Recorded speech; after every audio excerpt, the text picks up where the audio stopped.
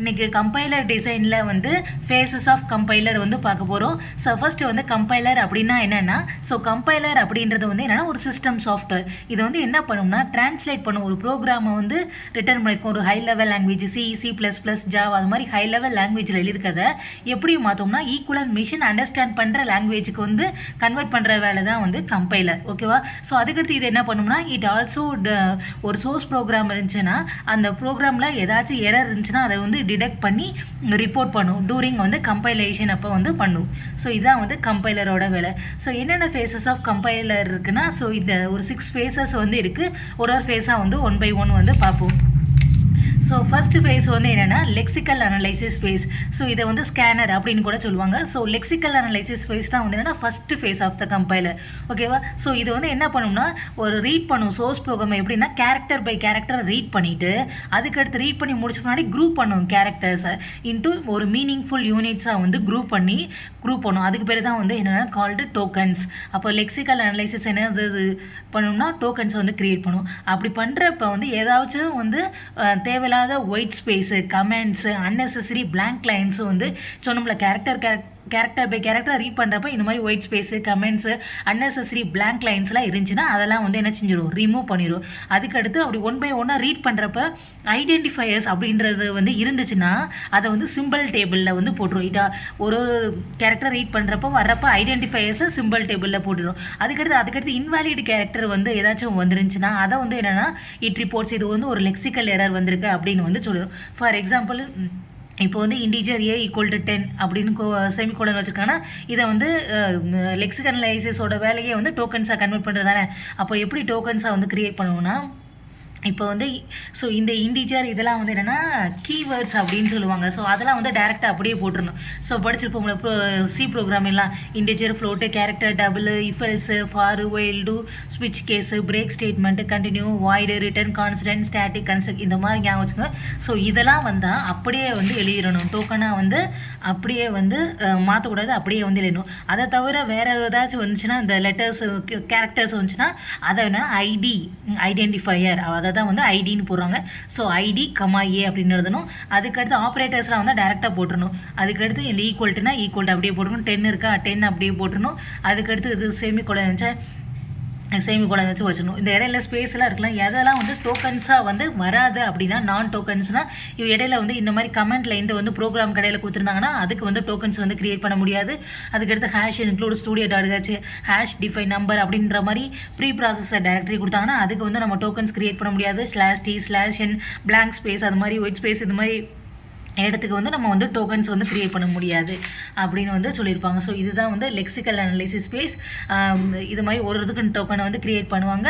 அதை அப்படி க்ரியேட் பண்ணுறப்ப ஐடென்டிஃபையர் இருந்துச்சுன்னா அதை வந்து இந்த இப்போ ஏன்றது ஐடென்டிஃபை இதை வந்து சிம்பிள் டேபிளில் போட்டுருவாங்க. அதை தான் சொல்லியிருப்பாங்க. ஐடென்டிஃபையர் இருந்தால் அதை சிம்பிள் டேபிளில் போட்டுருவாங்க. ஸோ நெக்ஸ்ட் ஃபேஸ் வந்து என்னென்னா சின்டாக்ஸ் அனலைசிஸ் அதை வந்து என்னென்னா பார்சர் அப்படின்னு கூட சொல்லுவாங்க. ஸோ சின்டாக்ஸ் அனலைசிஸ் தான் வந்து என்னென்னா second phase of the compiler. இது வந்து என்ன செய்யும்னா மேலே இருக்கிற லெக்சிக்கல் அனலைசிஸ் ஃபேஸ் அங்கேருந்து டோக்கனை ரிசீவ் பண்ணும். அதான் சொல்லியிருப்பாங்க it receives the tokens from இந்த மேலே இருக்க லெக்சிக்கல் அனலைசிஸ் ஃபேஸ். லெக்சிக்கல் அனலைசர்லேருந்து வாங்கிட்டு அதுக்கடுத்து செக் பண்ணும் வெதர் அதை வந்து ஃபாலோ பண்ணியிருக்காங்களா, grammar rules of the programming language grammar ரூல்ஸ்லாம் வந்து ஃபாலோ பண்ணியிருக்காங்களான்னு வந்து பார்க்கும்.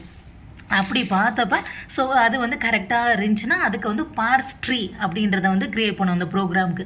அப்படி இல்லை அந்த கிராமர் ரூலை வந்து வயலேட் பண்ணியிருக்கு அப்படின்னா அதுக்கு வந்து சின்டாக்ஸ் எரர் வந்து வந்திருக்கும். இப்போ ஃபார் எக்ஸாம்பிள் ஒரு ஸ்டேட்மெண்ட் இருக்குது A = B + C இது ஒரு வேலிட் ஸ்டேட்மெண்ட். பியும் சி ஆட் பண்ணி ஏல ஸ்டோர் பண்ணும். இது ஒரு வேலிட் ஸ்டேட்மெண்ட். அப்படி கரெக்டுனா அதுக்கு ஒரு சின்டாக்ஸ் ட்ரீ வந்து பார்ஸ் ட்ரீ க்ரியேட் பண்ணிடணும். ஃபஸ்ட்டு வந்து A + Pக்கு வந்து ஒரு ட்ரீ, அதுக்கடுத்து ஈக்குவல்ட்டு அதை வந்து A இது மாதிரி பார்ஸ் ட்ரீ க்ரியேட் பண்ணணும். இல்லை இந்த மாதிரி கொடுத்துருக்காங்க A = B + C ஒரு இன்கம்ப்ளீட்டான ஸ்டேட்மெண்ட் கொடுத்தாங்கன்னா இது வந்து இன்வேலிட் ஸ்டேட்மெண்ட்டுன்னு சொல்லி இது வந்து ஃபாலோ பண்ணல கிராமர் ரூல்ஸ் அப்படின்னு வந்து சொல்லிடும். ஓகேவா?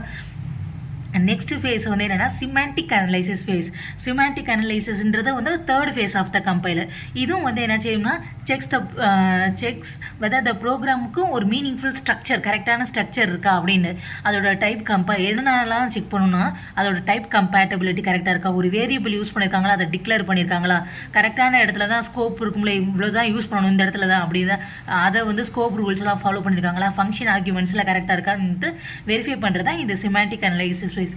இப்போ ஏதாச்சும் ஒரு சிமாண்டிக் ரூலை வந்து வயலேட் ஆயிடுச்சுன்னா அதை வந்து சிமாண்டிக் எரரை வந்து ஷோ பண்ணும். ஃபார் எக்ஸாம்பிள் இப்போ பாருங்கள், இப்போ இண்டீஜர் ஏ ஈக்குவல் டு இண்டீஜர்னால் நம்பர் தானே ஸ்டோர் பண்ணணும். இப்போ இண்டீஜர் ஏ ஈக்குவல் டு 10ன்னு கொடுக்கலாம். ஆனால் integer a equal to hello அப்படின்னு கொடுத்தோம்னா என்னது, டைப் கம்பேட்டபிலிட்டி இருக்கா, நம்மளுக்கு தப்பு தானே. அதான் அப்போ அந்த மாதிரி என்ன சிமாண்டிக் எரர். அதான் சொல்லிப்போம் திஸ் ஸ்டேட்மெண்ட் வந்து ப்ரொடியூஸ் டைப் மிஸ்மேட்ச் வந்து வருதா, இண்டீஜரில் போய் ஸ்ட்ரிங்கை ஸ்டோர் பண்ணும். Because type mismatch error, because string வேல்யூவை போய் நம்ம வந்து கேனாட் பி அசைன் டு இண்டீஜருக்கு வந்து அசைன் பண்ண முடியாது. இது மாதிரி டைப் கம்பேட்டபிலிட்டிலாம் செக் பண்ணுறது, வேரியபிளை செக் பண்ணுறது, இதுதான் வந்து என்னென்னா சிமாண்டிக் அனலைசிஸோட ஸோ வந்து வேலை. ஸோ நெக்ஸ்ட் ஃபேஸ் வந்து என்னென்னா intermediate code generation. So intermediate code ஜென்ரேஷன்றது என்னது, fourth phase of the compiler. இது வந்து என்ன செய்யும்னா நம்மளுக்கு கொடுக்குற அந்த சோர்ஸ் ப்ரோக்ராமை வந்து ஒரு இன்டர்மீடியட் ரெப்ரசன்டேஷன், தட் இஸ் வந்து எல்லா மிஷின்லேயும் வந்து ரன் ஆகிற மாதிரி, இண்டிபெண்ட் ஆஃப் எனி மிஷின்ஸ்க்கு வர மாதிரி வந்து கன்வெர்ட் பண்ணுறது. கொடுக்குற சோர்ஸ் ப்ரோக்ராமை ஒரு இன்டர்மீடியட் ரெப்ரசன்டேஷனாக மாற்றி எல்லா மிஷின்ஸ்லேயும் ஒர்க் ஆகிற மாதிரி மாற்றுறது. இப்படி பண்ணுறதுனால வந்து நெக்ஸ்ட் ஃபேஸ் கோட் ஆப்டிமைசேஷன் ஒரு ஃபேஸ் இருக்குது. அதை வந்து இது வந்து ஈஸியாகுது, மேக்ஸ் ஈஸியராக வந்து மாற்றுது. இப்போ பார்த்தோம், for example A equal to B plus C star D அப்படின்னு இருந்துச்சுன்னா அதுக்கு இன்டர்மீடியட் கோட் எப்படி ஸ்டோர் இது பண்ணுவாங்கன்னா, ஃபஸ்ட்டு வந்து சி ஸ்டார் டி அப்படின்றத ஃபஸ்ட்டு கண்டுபிடிச்சி அதை D1ன்ற ஒரு டெம்பரவரி வேரியபிளை ஸ்டோர் பண்ணுவாங்க. அதுக்கடுத்து D2ன்ற ஒரு அதுக்கடுத்து பி ப்ளஸ் இதெல்லாம் வந்து கால்குலேட் பண்ணி D1ல் ஸ்டோர் பண்ணியிருக்கோம்ல, அதை பி ப்ளஸ் இதோட ஆன்சர் இப்போ எங்கே இருக்குது, D1ல் இருக்க டெம்பரவரி வேரியபிள் அதை T1 அதை கண்டுபிடிச்சி இதோட ஹோல் ஆன்சரை தூக்கிட்டு வந்து எதில் சேவ் பண்ணியிருப்பாங்க, D2ன்றதில் சேவ் பண்ணியிருப்பாங்க. இப்போ கண்டுபிடிச்ச இந்த D2வை இந்த ஏவுக்கு ஹோல் ஆன்சரையும் ஏவுக்கு வந்து அசைன் பண்ணுவாங்க, D2வோட ஆன்சரை ஏவுக்கு அசைன் பண்ணும். ஸோ இதுதான் வந்து என்னென்னா இன்டர்மீடியட் கோட் ஜென்ரேஷன் அப்படின்றது. கோட் ஆப்டிமைசேஷன் அப்படின்றத வந்து என்னென்னா fifth phase of the compiler. இது வந்து என்ன செய்யும்னா இன்டர்மீடியட் கோடில் இப்போ 3 லைன் கோடிங் இருக்கா, அதை இப்படி 2 லைன் கோடிங்காக மாற்றுறது. அதுதான் வந்து ஸோ இட் இம்ப்ரூவ்ஸ் த மேலே ஜென்ரேட் பண்ண இன்டர்மீடியட் கோட் இருக்குல்ல, அதை வந்து இம்ப்ரூவ் பண்ணும். So without changing output of the program change பண்ணாமல் இம்ப்ரூவ் பண்ணுறது தான் இதோட வேலை. ஸோ இப்படி இது பண்ணுறதுனால வந்து நம்மளுக்கு லெஸ் மெமரி, அதை எடுத்து எக்ஸிக்யூட் பண்ண முடியும் ஃபாஸ்ட்டாக, ரிமூவிங் அன்னெசரி கம்ப்யூட்டேஷன்ஸை தேவையில்லாமல் இது பண்ணுறது.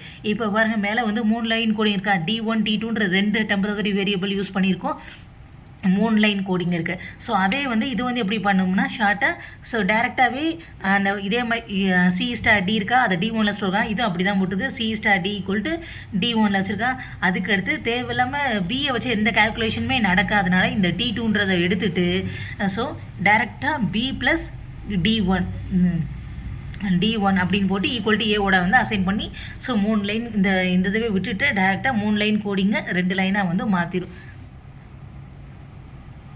இந்த இதாக இருக்கா, ஸோ இந்த இதை எக்ஸாம்பிளாக வச்சுட்டு இதில் 3 லைன் கோடிங் ஜென்ரேட் ஆகிருக்கும், இங்கே வந்து 2 லைன் வந்து இருக்கும். ஸோ அங்கே வந்து D2ன்ற எக்ஸ்ட்ரா 2 டெம்பரவரி வேரியபிள் யூஸ் பண்ணியிருப்பாங்க, இது வந்து ஒரு டெம்பரவரி வேரியபிள்லே கோடை வந்து ஆப்டிமைஸ் ஆகும். ஸோ இதுதான் வந்து என்னென்னா கோடு ஆப்டிமைசேஷன். நெக்ஸ்ட்டு வந்து என்னென்னா கோடு ஜென்ரேஷன். ஸோ கோடு ஜென்ரேஷன்றது வந்து என்னென்னா final phase of the compiler. இது வந்து என்ன செய்யும்னா இப்போ ஆப்டிமைஸ்டு கோடு கண்டுபிடிச்சோம்ல, அதை வந்து மிஷின் மிஷினுக்கு அண்டர்ஸ்டாண்ட் பண்ணுற லாங்குவேஜாக வந்து கன்வெர்ட் பண்ணும். ஸோ இதுக்காண்டி வந்து இது என்ன செய்யணும், அலோகேட் பண்ணும், ரிஜிஸ்டர்ஸ் மெமரியெல்லாம் வந்து அலோகேட் பண்ணும். ஸோ அந்த ஜென்ரேட்டர் மிஷின் கோடு இருக்குல்ல, இதான் வந்து final output of the compiler. இப்போ வந்து ஆப்டிமைஸ்டு கோடில் 2 லைனில் வந்து கோடிங்கை வந்து ஜென்ரேட் பண்ணும்ல, அதை வந்து மிஷினுக்கு அண்டர்ஸ்டாண்ட் பண்ணுற மாதிரி மாற்றுறது தான் வந்து என்னென்னா என்னது கோடு ஜென்ரேஷன். ஃபஸ்ட்டு வந்து என்ன செஞ்சுருப்பாங்க, ஸோ வந்து ஃபஸ்ட்டு வந்து சி அப்படின்ற வேரியபிள் இருக்கா, இந்த தானே அந்த ஆப்டிமைஸ்டு கோட் 2 லைனை வந்து க்ரியேட் பண்ணோம். ஸோ ஃபஸ்ட்டு வந்து ஆறுனா ஒன்றும்ல ரிஜிஸ்டர் மெமரி அப்படின்றது, ஃபஸ்ட்டு வந்து சின்றதை வந்து R1ன்ற ரிஜிஸ்டரில் வந்து லோட் பண்ணி வச்சுக்கிடுவோம். ஸோ எந்த 2-3 மெத்தட் இருக்குது, இந்த மாதிரி எழுத இன்னொரு மெத்தட் இருக்குது, அது மாதிரியும் சொல்கிறேன். ஃபஸ்ட்டு வந்து சின்றதை வந்து R1ன்ற ரிஜிஸ்டரில் வந்து லோட் பண்ணி வச்சுக்கிறோம். அதுக்கடுத்து இப்போ வந்து R1ல் சியோட வேல்யூ இருக்கா, அதோட டியை வந்து மல்டிப்ளை பண்ணி வச்சு, டியை வந்து MULனா மல்டிப்ளை பண்ணுறோம், மல்டிப்ளை பண்ணி ஒரு ஆன்சர் கிடைக்குமா, அதை D1ல் ஸ்டோர் பண்ணோம்ல, ஸ்டோர் D1. அதுக்கடுத்து இங்கே இருக்கா பின்றதை வந்து பின்ற வேல்யூ R1ன்ற ரிஜிஸ்டரை லோட் பண்ணி வச்சுக்கிறோம். அதுக்கடுத்து ஆட் பண்ண போகிறோம், இந்த பியோட வேல்யூ R1ல் இருக்குல்ல, அப்போ R1ஐயும் இந்த D1ஐயும் வந்து ஆட் பண்ணி அதுக்கடுத்து வந்து ஸ்டோர் பண்ணுறோம் ஏல. இந்த மாதிரி வந்து மிஷினுக்கு அண்டர்ஸ்டாண்ட் பண்ணுற மாதிரி மாத்திரம் தான் கோட் ஜென்ரேஷன் ஃபேஸ். ஓகேவா? இதே வந்து ஒரு சம்மாக கொடுத்தாங்கன்னா அதுக்கு வந்து இந்த 6 ஃபேஸையும் வந்து எப்படி வந்து இது பண்ணுறது இதை தான் வந்து பார்க்க போகிறோம்.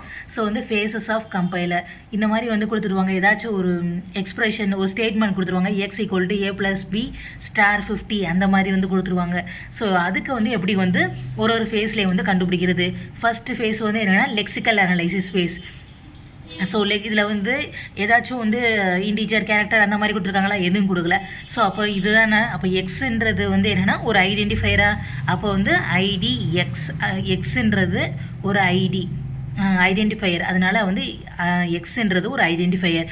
இங்கே அதுக்கடுத்து ஈக்குவல்ட்டுன்னு போட்டிருக்கோம். அதுக்கடுத்து ஏன்றது ஒரு ஐடென்டிஃபையர். அதனால் வந்து ஏன்றது ஐடென்டிஃபையர். 2-3 ஐடென்டிஃபையர் இருக்கனால ஐடென்டிஃபையர் 1, இது ஐடென்டிஃபை 2. அதுக்கடுத்து ப்ளஸ் இருக்கா, அதனால் வந்து ப்ளஸ் போட்டிருக்காங்க. அதுக்கடுத்து பி இருக்கா, அதனால் பின்றது ஐடென்டிஃபை 3. அதுக்கடுத்து ஸ்டாரு. அதுக்கடுத்து 50ன்றது ஒரு நம்பர் அப்படின்றதுனால 50 நம்பர். இந்த மாதிரி வந்து டோக்கன்ஸ் வந்து க்ரியேட் பண்ணிடுவோம். அதுக்கடுத்து இந்த லெக்சிக்கல் அனலைசிஸ் ஸ்பேஸில் யாரெல்லாம் வந்து ஐடென்டிஃபையரோ அவங்களுக்கு வந்து சிம்பிள் டேபிளில் வந்து ஸ்டோர் பண்ணி வச்சுருவாங்க. அதுக்கடுத்து அதான் கொடுத்துருப்பாங்க. இப்போ யாரெல்லாம் ஐடென்டிஃபையர் எக்ஸு ஏபி இவங்க 3 பேர் தான் வந்து என்னது ஐடென்டிஃபையர். அதனால தான் வந்து எக்ஸ்ஏபி அவங்கள வந்து ஐடென்டிஃபையர்.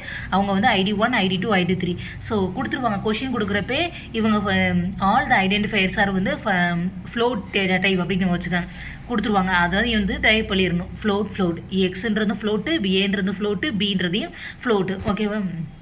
அதனால் வந்து இந்த மாதிரி வந்து சிம்பிள் லெக்சிக்கல் அனலைசிஸில் இருக்க ஒரு ஐடென்டிஃபையருக்கும் சிம்பிள் டேபிளில் வந்து ஸ்டோர் பண்ணியிருப்பாங்க. ஸோ நெக்ஸ்ட்டு வந்து ஃபேஸ் வந்து என்னென்னா சின்டாக்ஸ் அனலைசர் ஃபேஸ். இதில் வந்து சின்டாக்ஸ் ட்ரீ வந்து கிரியேட் பண்ணும். இந்த ஸ்டேட்மெண்ட் கரெக்டாக இங்கே ஃபுல்லாக இருந்துச்சுன்னா அதோட சின்டாக்ஸ் கரெக்டாக இருந்துச்சுன்னா சின்டாக்ஸ் ட்ரீ வந்து ஜென்ரேட் பண்ணுவோமா. ஸோ ஃபஸ்ட்டு வந்து எப்படி இது பண்ணுவாங்கன்னா ஃபஸ்ட்டு வந்து B * 50க்கு மட்டும் வந்து இது பண்ணுவாங்க. அப்போ வந்து B * 50க்கு வந்து B வந்து ஸ்டார் வந்து நடுவில், B இந்த சைடு, 50 இங்கே வருமா. அதுக்கடுத்து இந்த பாட்டு முடிஞ்சிருச்சு. ஓகேவா? இப்போ வந்து என்னது A + B * 50யா. அப்போ வந்து A, அதனால் ஏ இங்கே போட்டிருக்கோம், ப்ளஸுக்கு இங்கே B * 50க்கு தானே இந்த இது நோக்கில் அதை தூக்கிட்டு வந்து இங்கே நோக்கில் வந்து எழுதிடணும். அவ்வளோதான். ஓகேவா? அதுக்கடுத்து இப்போ ஹோல்டு தான் இது ஃபுல்லாக கண்டுபிடிச்சாச்சுல. இப்போ x = a + ஃபுல்லாக கண்டுபிடிக்குமா. அப்போ வந்து x = இந்த ட்ரீயை தூக்கிட்டு வந்து அப்படியே கீழே அதே தான் இங்கே போட்டிருப்பாங்க. ஸோ ஏன்ற இடத்துலலாம் வந்து எக்ஸுன்ற இடத்துலலாம் வந்து அதே தான் இங்கே இருக்கிற எக்ஸுன்ற இடத்துலலாம் ஐடென்டிஃபையர் 1, அதுக்கடுத்து ஏன்ற இடத்துல ஐடென்டிஃபையர் 2, பின்ற இடத்துல ஐடென்டிஃபையர் 3 அந்த மாதிரி வந்து போடணும். ஓகேவா? ஸோ இதுதான் வந்து என்னென்னா சின்டாக்ஸ் அனலைசர், சின்டாக்ஸ் ட்ரீ அல்லாட்டி பார்ஸ் ட்ரீ அப்படின்னு வந்து சொல்லுவாங்க. அதுக்கடுத்து வந்து சிமெண்டிக் அனலைசிஸ் ஃபேஸ். சிமெண்டிக் அனலைஸோடதே வந்து என்னது, அதோட டைப் கம்பேட்டபிலிட்டி வந்து கரெக்டாக இருக்கான்னு பார்ப்போமா. இங்கே இருக்குது எங்கேயே சொல்லிட்டோமா, எக்ஸு ஏபி எல்லாமே ஃப்ளோட்டுன்னு சொல்லிட்டு. அப்போ 50 வந்து என்னது இண்டீஜராக இருக்கா. அப்போ இருந்தால் எல்லாமே ஒன்றா இருக்கணும். அப்போ வந்து 50யை ஃப்ளோட்டாக வந்து கன்வெர்ட் பண்ணுவோம். இதான் வந்து சிமெண்டிக் அனலைசர். ஓகேவா? இதே ட்ரீயை வந்து அப்படியே எழுதியிருக்காங்க. ஸோ வந்து ID1 எக்ஸு, இதுவும் ஃப்ளோட்டு, ID2வும் ஃப்ளோட்டு, ப்ளஸ்ன்றது ஃப்ளோட்டு, எல்லாமே வந்து இதுக்கெல்லாம் ஆப்ரேட்டருக்கெலாம் போடுறதில்ல. இந்த ID3ன்றது ஃப்ளோட்டு.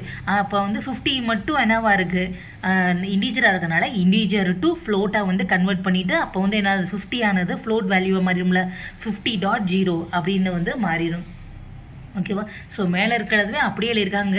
ஸோ எழுதி ஒரு அதை என்ன டேட்டா டைப்புன்னு மட்டும் மென்ஷன் பண்ணுங்க. ID1ன்றது ஃப்ளோட் டேட்டா டைப், ID2ன்றது ஃப்ளோட்டு, ID3யும் ஃப்ளோட்டு, 50 மட்டும் வந்து இண்டீஜராக இருந்துச்சு, இண்டீஜர் டு ஃப்ளோட்டாக வந்து கன்வெர்ட் பண்ணியிருக்கோம் அப்படின்னு வந்து சொல்லிடுவாங்க. அவ்வளோதான். ஸோ இப்போ வந்து எல்லாமே ஒரே டேட்டா டைப்பாக மாறிச்சா. இப்போ தான் சொல்லியிருக்காங்க all the variables of type. இப்போ எல்லாமே ஃப்ளோட்டாக வந்து மாறிடுச்சு. ஸோ இதுக்கு வந்து இப்போ இன்டர்மீடியட் கோடு வந்து ஜென்ரேட் பண்ண போகிறோம். ஸோ ரிவர்ஸ்லேருந்து வரும். ஃபஸ்ட்டு வந்து என்னது இண்டீஜராக ஃப்ளோட்டாக கன்வெர்ட் பண்ணோமா. அப்போ வந்து T1 டெம்பரவரி வேரியபிளில் இண்டீஜராக ஃப்ளோட்டாக வந்து கன்வெர்ட் பண்ணிடணும் 50 அப்படின்னு வந்து போட்டுருவோம். ஓகேவா? கன்வெர்ட் பண்ணதோட 50யை பியோட வந்து மல்டிப்ளை பண்ணோமா.